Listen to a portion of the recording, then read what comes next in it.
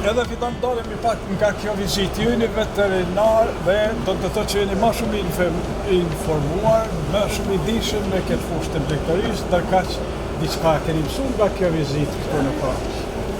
Që mund t'ju hinë përdorim tash kur ktheheni në Kosovë? Patjetër kemi mësuar shumë gjëra, sidomos domethënë më shumë kemi hulumtu aspektin e reproduksionit dhe aspektin gjenetik. Domethënë qëllimi është të marrim fermat e mëdha në Kosovë fillojnë edhe të bëhen vetë prodhuese të mëshqerave të reja, të cilat në të ardhmen do të shërbejnë po vetë atyre fermave në remontin e fermave. Domethënë kjo çka kemi pa këtu se secila fermë nuk importon, vetëm prodhon. Përpas që prodhojnë edhe eksportojnë. Ne këtu kemi një shkëputje të vogël, po flas për fermat në Kosovë që janë 50 krere mbi.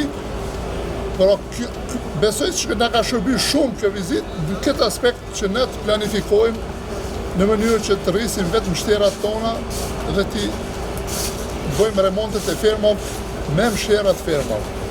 Jo më me importe. Që kishte me qenë edhe një zënd edhe ndaj qeverisë tonë që të na stimuloj më shumë në rritjen e mështerave.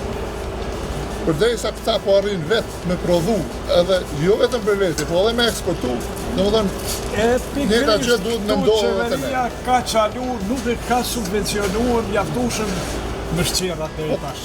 Paktën e kanë shti si mas ka hyrë. Edhe po shpresojmë që tash ndalmen do të ecim përpara dhe paktën do të rritën nivelet e përkrahjes në këtë aspekt. Sepse për me bani mështjerë, me fut në prodhim, ty duhen se paku 24 muaj. 24 muaj domethënë duhesh vetëm me investu.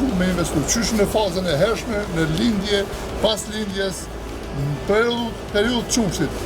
Edhe duhet të cegim sepse edhe këtu është një humbje që shkenca e njët 5-7 mund të shkojë edhe deri në 10%. Domethënë gjatë kësaj faze të rritjes mund të shkojë humbja deri në 10%. Dhe do duhet qeveria të investojë këtu.